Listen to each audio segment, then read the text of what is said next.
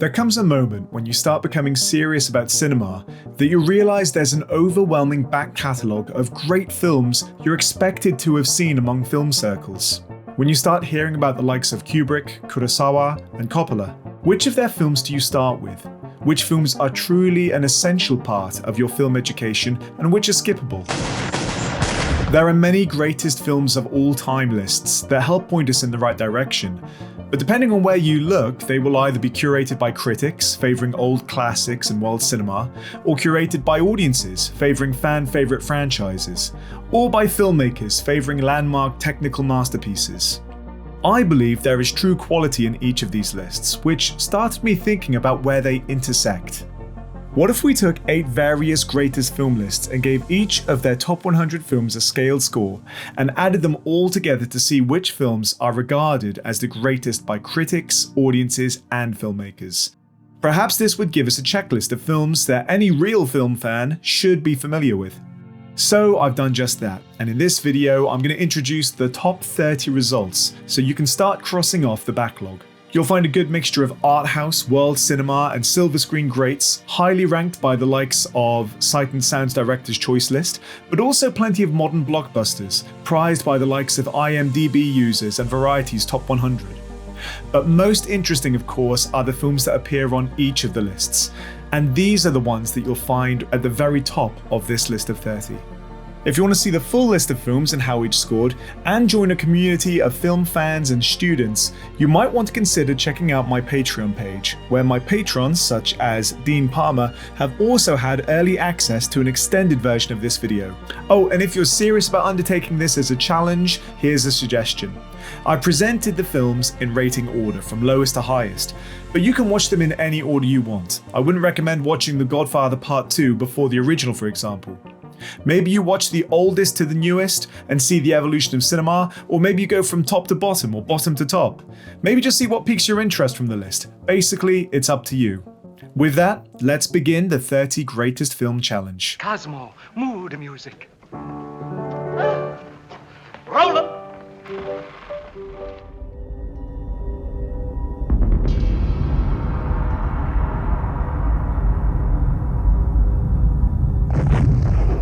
What better way to start this list than Ridley Scott's stunning sci-fi noir?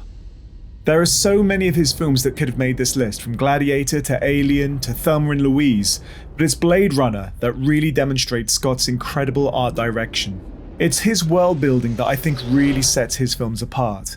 Here it's the blend of cyberpunk neons and low-key film noir visuals, with a splash of his signature depth-enhancing smoke that make this such a memorable setting. Just make sure you watch the director's cut when you watch this one, as Ridley Scott and Harrison Ford hated the noir-esque voiceover that was originally screened with, and were only later able to remove it. He say you Blade Runner. Also keep an eye out for Rutger Hauer's monologue, which has gone down in history as one of the greatest in cinema.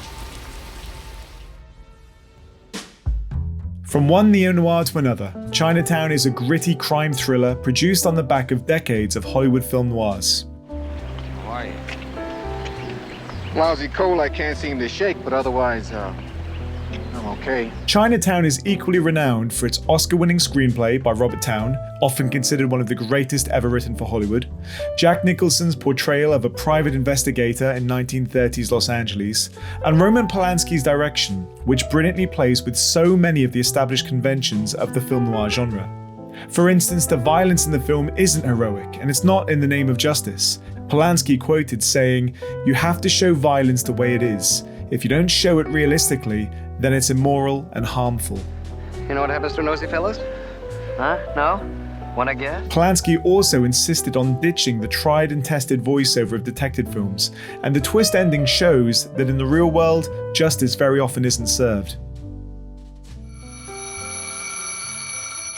Wake up! Wake up, wake up, wake up! Up you wake, up you wake, up you wake, up you wake! This is Mr. Senior Love Daddy, your voice of choice. The world's only 12-hour strong man on the air. Here on We Love Radio 108 FM. Highly coveted by both directors and critics, Do the Right Thing is Spike Lee's standout film about escalating racial tensions over a clashing culture in a pizzeria in Brooklyn. Hey, Sal, how come we got no brothers on the wall here? You want brothers on the wall? Get your own place. You can do what you want to do. You can put your brothers and uncles and nieces and nephews, your stepfather, stepmother, whoever you want. It's no mistake that the ensuing riots stem from something so seemingly trivial as a picture on a wall. It almost indicates that it was the final straw in a long history of inequality. The film's setting in a sweltering summer draws comparison to Romeo and Juliet's Verona, which is equally about two sides reaching boiling point. This sets the scene for a film that blends humor. You've been talking about me for 18 years. What have I ever done to you? You a drunk fool. Besides that, with a very serious message. As writer, producer, and director of the film, Lee is easily justifiable as an auteur who explores ideas of racial tension in much of his work. And it's a film you must watch because it makes for a great study of 80s filmmaking techniques, which might seem a little bit gimmicky by today's standards, but are still incredibly effective. Notably when we see direct-to-camera slurs and insults from all sides of the conflict. Yo! Hold up! Time out! Time out! Y'all take a chill! There are no words for just how epic this epic is, so just watch.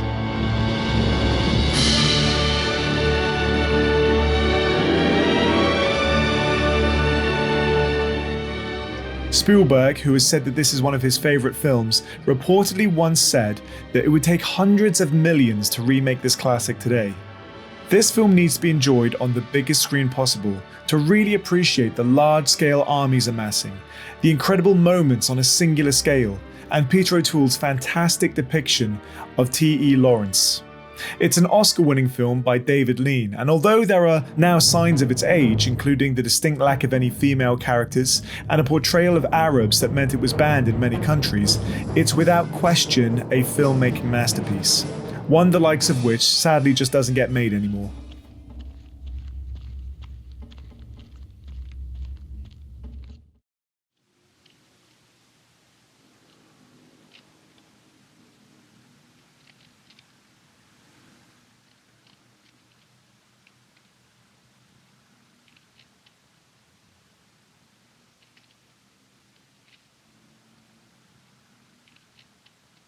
I think you get the picture. Jeanne Dielman was released to a time period that saw women in film fall into very limiting roles in most of cinema.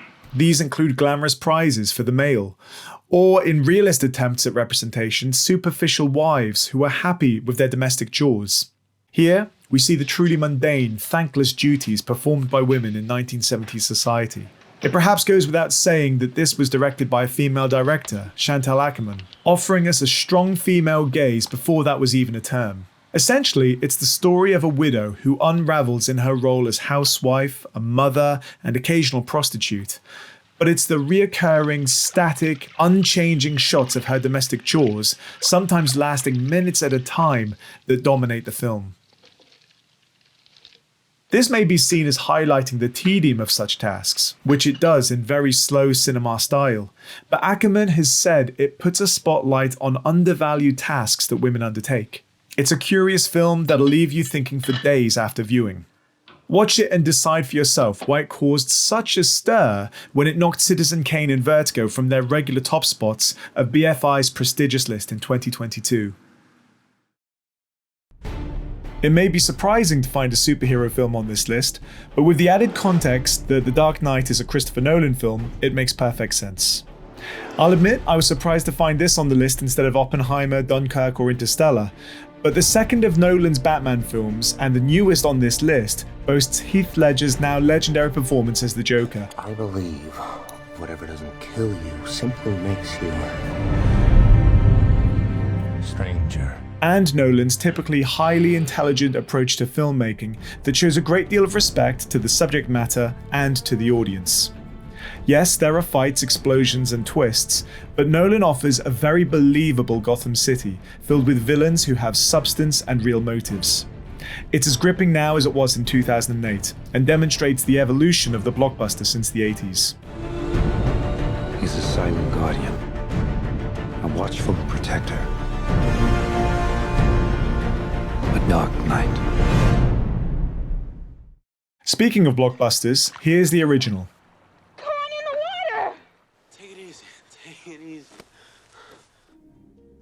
Spielberg is arguably the filmmaker that has defined the final quarter of the 20th century, and I'm not surprised that Jaws made it onto this list above Jurassic Park, Close Encounters, E.T., or any of his other films that easily could have appeared.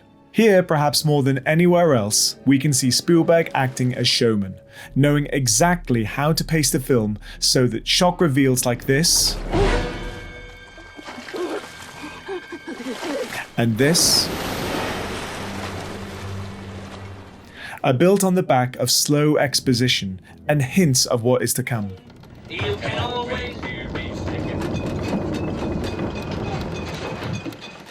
It also marks the start of one of cinema's greatest ongoing collaborations between Spielberg and John Williams. If you've enjoyed the myriad of films and TV that have been inspired by Spielberg, from Stranger Things retro vibe to Super 8's teenage cast, then you'll enjoy going back over Spielberg's catalogue. And here is where most lists suggest you start. The special effects are comical at times, but Williams' score more than makes up for that. You can skip the sequels though. Dr. Strangelove is a dark comedy about the Cold War, released just 1 year after the Cuban Missile Crisis. When writing, director Stanley Kubrick quickly found that the only way he could craft a story about the absurd strategy of mutually assured annihilation was to make it a comedy. And so we have Peter Sellers and George C. Scott, alongside all kinds of metaphorical imagery, including various phallic symbols connoting the macho one-upmanship that leads to war throughout history. Now then, Dmitri, you know how we've always talked about the possibility of something going wrong with the bomb. The performances throughout are fantastic. But of course, it's Sellers that makes the film, with his portrayal of 3 separate characters, and each one is over the top, foolish, naive, even arrogant. All the things that Kubrick wanted to expose when he put his lens over the politics of the time.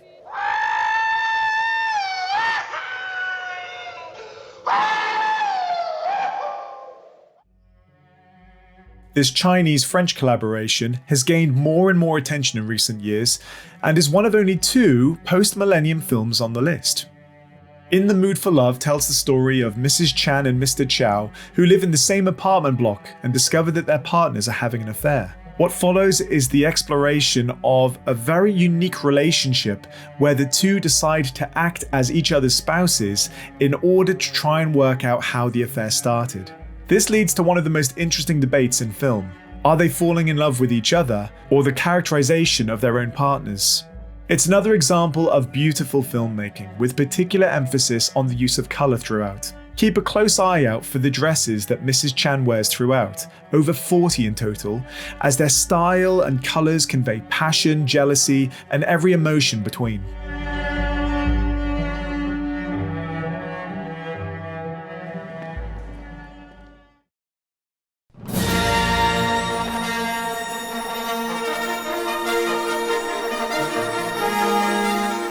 From avant-garde Chinese cinema to the definitive Hollywood blockbuster. I don't think there are many people who haven't seen Star Wars, but even if you have, it's worth revisiting with fresh eyes, as it offers the hero's journey formula done perfectly. You must learn the ways of the Force. In film studies, it's commonly used to teach the 3-act structure, props, character types, and brilliant world building. Here is a film that shows that the classic fairy tale can feel fresh and new. We have wizards. Hello there. An unstoppable enemy. Take it away! A daring hero. I want to learn the ways of the Force and become a Jedi like my father. His motley crew, even a princess. Regardless of whether you're a Star Wars fan, or if you even consider blockbusters like this or Marvel films real cinema, you can't deny the impact they had on the entire industry, and how much fun they are to watch. Ingmar Bergman is perhaps more commonly associated with The Seventh Seal, made almost 10 years before Persona. But it's the latter that has kept audiences talking decades later.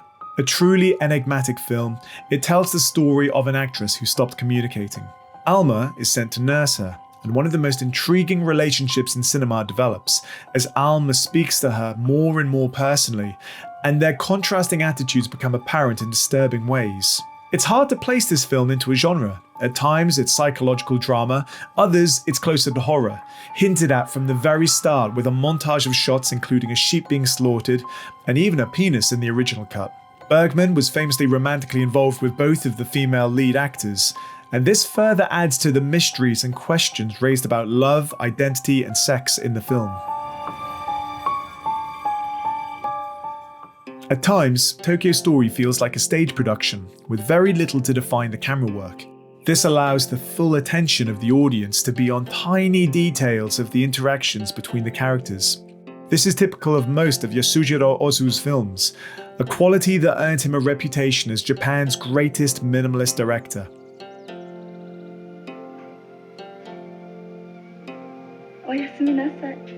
Part of the Noriko trilogy, Tokyo Story is about an elderly couple that visit their children in the city, only to find that they're out of touch with the younger generation and struggle to connect. It's a theme we see in much of Ozu's work, clearly referencing the dramatic changes to Japanese society and tradition over the course of the 20th century. Just look at how small gestures and reactions tell so much of the story, because Ozu always allows the characters to tell the story.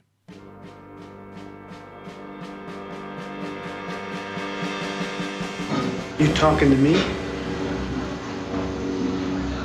You talking to me?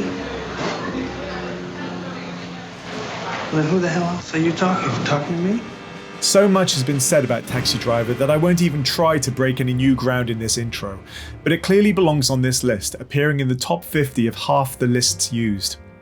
Demonstrating the departure from tried and tested narratives of old Hollywood, Taxi Driver is one of many examples of American New Wave directors, in this case Scorsese, that looked for interesting stimulus elsewhere. Here, the city he's known his whole life, New York.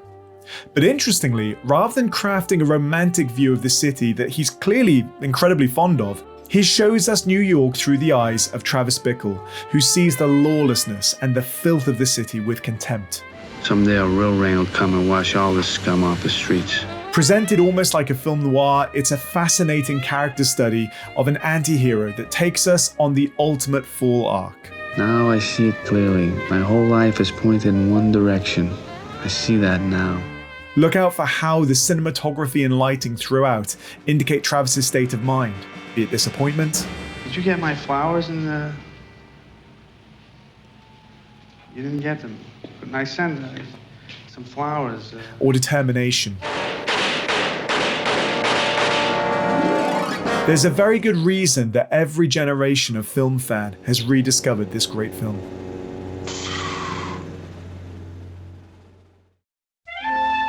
You'll be hard-pressed to find anyone in the world who's not heard of Charlie Chaplin.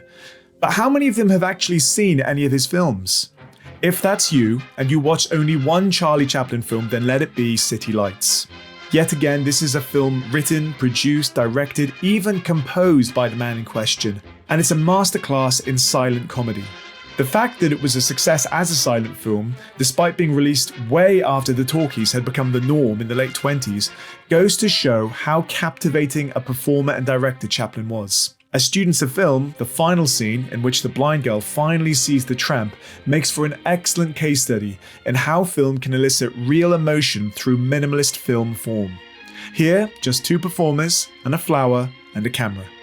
Enjoy this masterpiece as your gateway to Chaplin, and you will certainly want to follow up with more of his work, along with Buster Keaton's.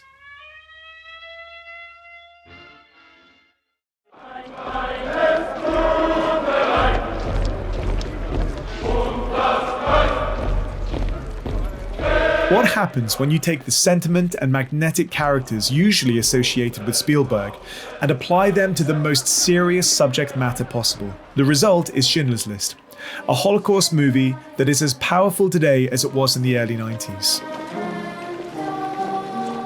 I'd argue that The Pianist hit even harder years later, but it's fair to say that there wouldn't have been The Pianist without Schindler's List first. It tackles one of history's darkest events by highlighting the widespread acts of heroism that happened on a micro and massive scale throughout the Holocaust, whilst having the utmost respect for the dignity of the Jewish people. the list is life. All around its margins lies the gulf. Until The Fabelmans, this was perhaps Spielberg's most personal film, and it remains his most powerful.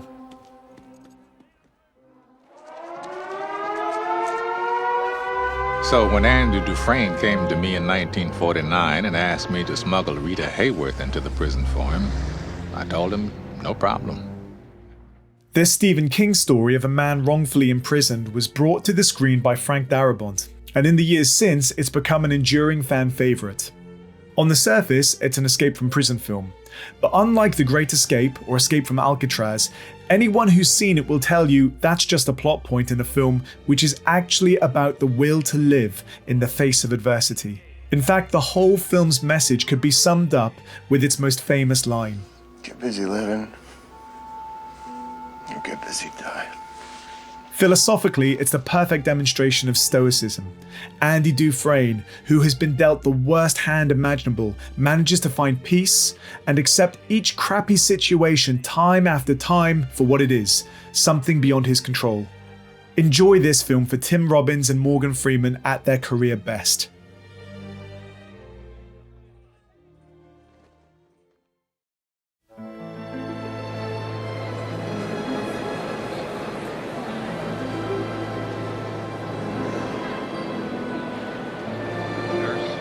We'll be seeing more of The Godfather later, but The Godfather Part 2 is equally considered a masterpiece in its own right. It continues the Corleone family saga, but most noteworthy is its use of a dual narrative structure, which also serves as prequel, exploring the origins of Vito Corleone.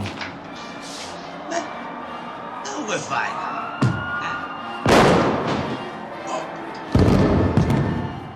This is a storytelling device that you'll have seen elsewhere, Titanic and The Notebook to name just a couple, but it was done best here.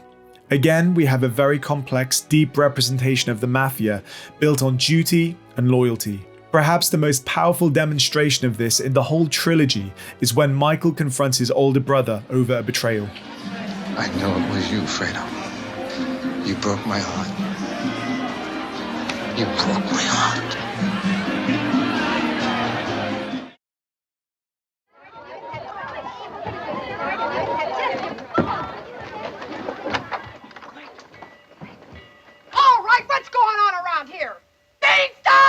Loved by critics, audiences, and directors alike, Some Like It Hot has Marilyn Monroe, Jack Lemmon, and Tony Curtis at the height of their success, in a film that's as funny as it is progressive in its play with gender. I'm a man. Well, nobody's perfect. I say height of fame rather than height of talent, as Marilyn Monroe was famously difficult to work with and unable to remember any of her lines. See what I mean? Not very bright. Not that you'd necessarily think it by today's standard, but in the late 50s, the two male leads posing as women so they can flee the mob was incredibly daring, and it was a watershed moment in film censorship when it was released uncertified. I feel naked. I feel like everybody's staring at me. With those legs, are you crazy? Now, come on. It offers a fairly cynical view of the Roaring Twenties, with the lead characters wanting either wealth or sex. But there are some iconic moments in the film, such as Monroe singing I Want to Be Loved by You, that are part of Hollywood legend. Boop boopy doop.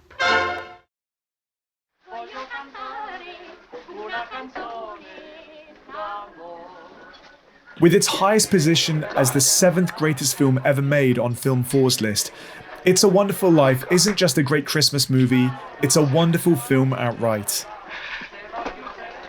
Dear Father in heaven,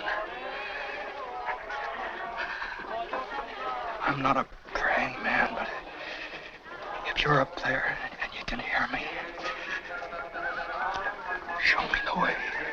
It's a deeply sentimental piece that masterfully plays on A Christmas Carol's narrative device of presenting the protagonist with a what-if version of their world where they were not a part of it. In this case, main character George, who finds the impact if he'd never been born at all. Tommy! P. J. Truman, where are you? They're not here, George. You have no children. Where are they? What have you done? If you've not seen it, look out for James Stewart's incredible performance of a man who loses everything, only to find that he already had abundance in the people he loves. It's the film you're supposed to cite when film fans ask you your favourite Christmas film. If you say Home Alone, then you're a nostalgic millennial. If you say Elf, you're probably 8. But if you say It's a Wonderful Life, then you know what you're talking about. You see, George, you really had a wonderful life. Don't you see what a mistake it would be to throw it away?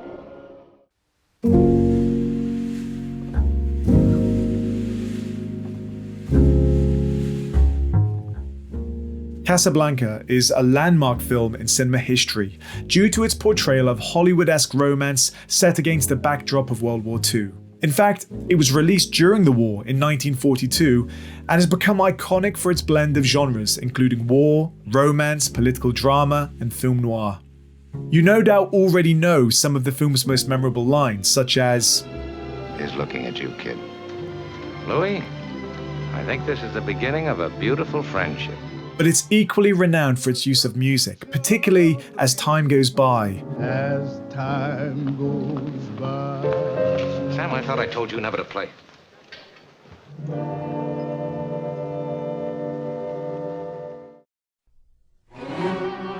Francis Ford Coppola's second of 3 films in this list is a Vietnam War film that is unparalleled in its exploration of the horrors and complexities of war.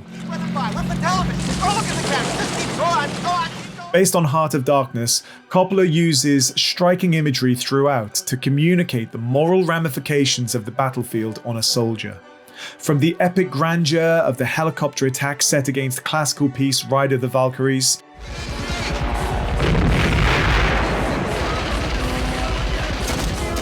to the dramatic use of light and colour in the film's climax with Marlon Brando. It's no surprise that this is the top-rated Vietnam film ever made, as it goes far beyond the spectacle of war and makes it appear truly devastating, both on a global and individual scale.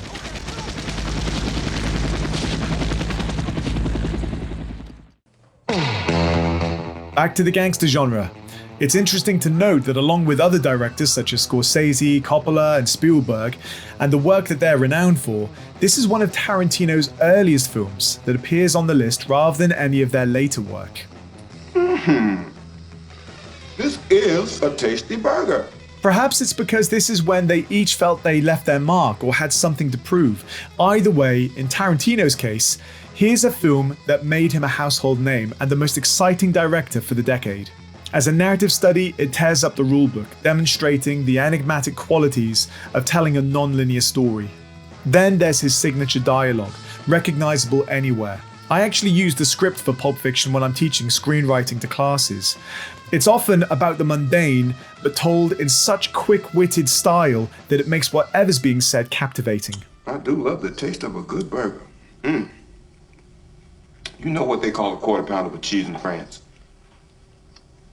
No. Tell him, Vincent. Royale with cheese. Royale with cheese. You know what? This isn't my list. I just assembled it. But for the record, I wouldn't place this musical above Wizard of Oz. So why do so many rate this as one of the greatest films ever made? Well, there's a legendary cast, check. There's some catchy tunes, check. There's some cool set pieces. Oh, wait a minute, I love this bit. I'm singing in the rain, just singing in the rain. And when you consider the state of the film industry... Oh, hang on, I love this bit. Gotta dance. Singing in the Rain has got so many great scenes like these.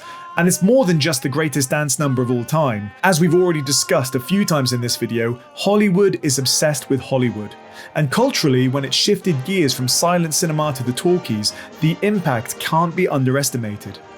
Here we have the evolution of cinema told fondly, particularly in the routine Make 'Em Laugh, which almost acts as homage to Buster Keaton and Charlie Chaplin.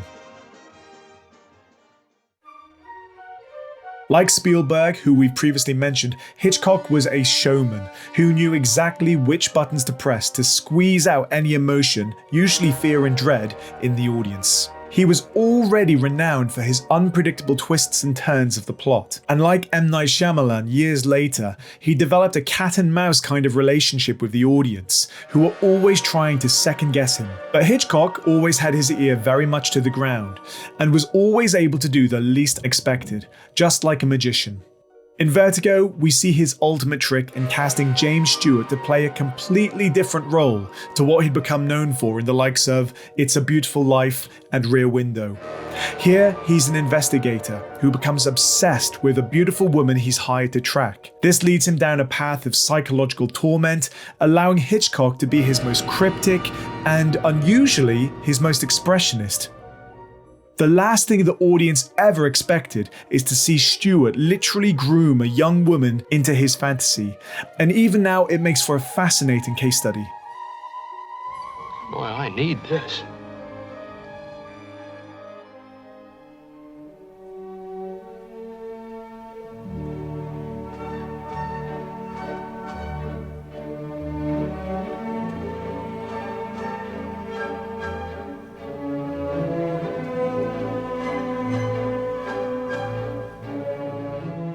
I love this film, and for the record, this would probably be my number one from those on the list. Why? I suppose it's because even now it feels incredibly real. For me, it's the definition of science fiction. No silly aliens, ray guns, or planet-busting machines, although there is a giant space baby. This otherwise is real science exploration that uses scientific grounding to be completely plausible. In doing so, Hal, the ship's AI villain, is all the more intimidating. I don't know what you're talking about, Hal. I know that you and Frank were planning to disconnect me. And I'm afraid that's something I cannot allow to happen. Just look at how the space scenes are framed, how silence is used, and how 60s futurism plays into the mise en scène, and you'll recognize it in almost every sci-fi that's been made since. From Dune, to Interstellar, to Moon. This is science fiction perfection. Standout scene for me? That's really tough because it can change from day to day. But today I'm going to say the Dawn of Man opening told completely visually with no narration.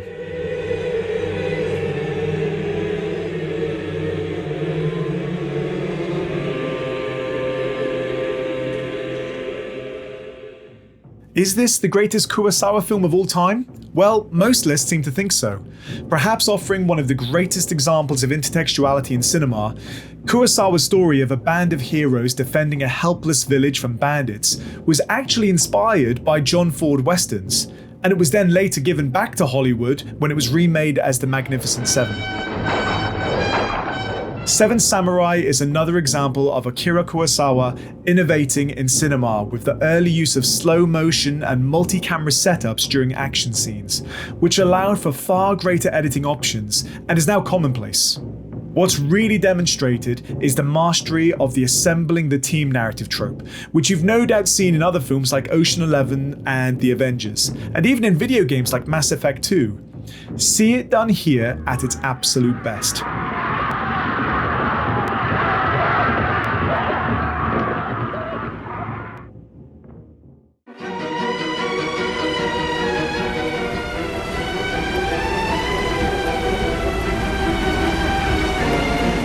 I've talked about Psycho before in my video about 20 films perfect for analysis, which you can watch here. It's Hitchcock at his most considered. Every single detail, from the camera work designed to unsettle us to the props that signal danger, this film is a treasure trove of science waiting to be decoded. And of course, there's quite possibly the most famous murder in all of cinema.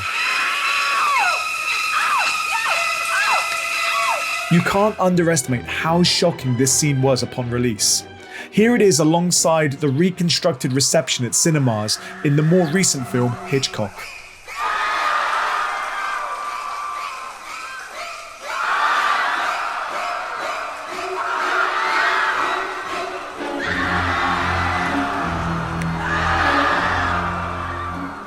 As you'll have noticed by the end of this list, it's amazing how much gangster films dominate. As far back as I can remember, I always wanted to be a gangster. Goodfellas is another example of a rise and fall narrative based on a true story, and like each of the other standout films in the genre, leans on the talents of one of Hollywood's greatest directors. It also boasts an ensemble cast of legendary actors. Ray Liotta captures the allure and eventual disillusionment of life in the mob. To me, being a gangster was better than being president of the United States. whereas Robert De Niro exudes a quiet, calculating intensity that underscores his character's ruthlessness. Run through, you're gonna run through, you understand? Hang up once more and you're gonna deal with me. And then there's Joe Pesci, who arguably steals the show in his performance as Tommy DeVito, which actually earned him the Academy Award for Best Supporting Actor that year. You know, we always called each other good fellas. Like you'd say to somebody, you're gonna like this guy, he's all right. He's a good fella, he's one of us.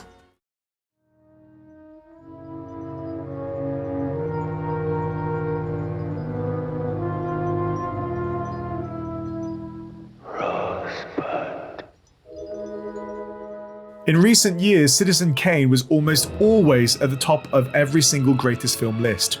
Although the titular character's parallels to media mogul William Hearst will probably be lost on contemporary audiences without a bit of prior reading, this is still a film to be admired for its sharp writing and innovative camera work. Orson Welles co-wrote, directed, and even starred in the film, all at the age of 25. Particularly noteworthy is how Welles uses the camera to show Kane as vulnerable or tyrannical with high and low angles in a way that's now commonplace in filmmaking. I'm not going to stop it. Right now. You never gave me anything in your whole life. You just tried to buy me into giving you something. Susan! Add to this the pioneering use of deep focus, which added new depth, literally, to shots, and you have a film with a striking aesthetic. Enjoy it now, over 80 years after its release, when it was actually a flop and booed every time it was read out for an Oscar.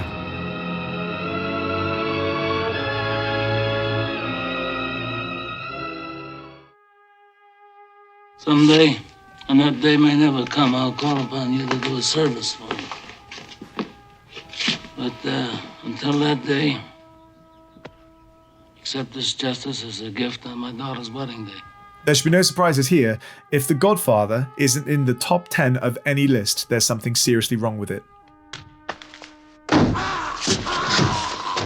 But why is it so frequently regarded as the greatest film of all time? And why is it essential watching if you've not seen it? It's the gangster film that put gangsters themselves in the spotlight. Previously, they'd been depicted as the enemy or dim-witted bandits. Here we have a very complex representation of a mafia family facing an existential crisis. And we get to witness their private lives set against the family business. Let's start by talking about the film's aesthetic. The whole thing is beautiful to look at, almost like a Renaissance painting thanks to the contrasting light and dark. Then there's the performances of the now legendary cast, Pacino, Brando, Duvall. Every single performance is nuanced and captures the moral ambiguity of the characters' actions. Again, this is a far cry from the pantomime cliché bad guys that we used to see. In terms of Coppola's direction, there is masterful pacing and subtlety in scenes that are designed to build tension or suspense. It's a stark contrast to much of contemporary cinema, which is all about racing to the big beats. This film knows when to take it slow and when to make a shocking reveal. I've lost track of the number of ways I've used scenes from The Godfather to teach specific elements of film, be it cross-cutting in the baptism scene, Rizzi, do you renounce Satan? I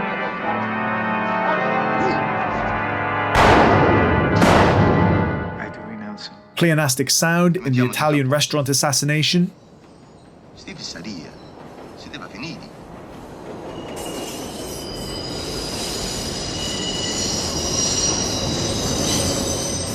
or blocking in this scene to show the shifting family dynamics. Simply put, every individual scene in this film is incredibly well constructed and hard to fault. It's near perfect. If you haven't seen it yet, this should be top of your list.